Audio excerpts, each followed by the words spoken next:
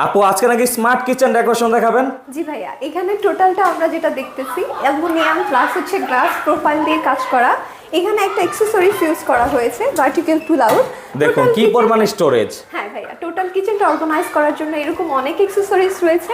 এই accessories use করেই পুরো ক্যাবিনেটটা আমাদের করা হয়েছে।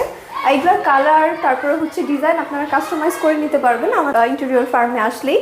এগুলোর অনেক রকম সলিউশন আছে, আপনারা যদি চান আমাদের সাথে যোগাযোগ করতে পারবেন। আর অবশ্যই আমি একটু বলবো, এই যে ক্যাবিনেটের কাজগুলো দেখছেন সবই তো ওয়াটারপ্রুফ আপু। প্রত্যেকটা কাজই ওয়াটারপ্রুফ ওয়াশেবল। এগুলো আপনার কয়েক বছর লাইফ টাইম ইউজ করলেও কিছু হবে না।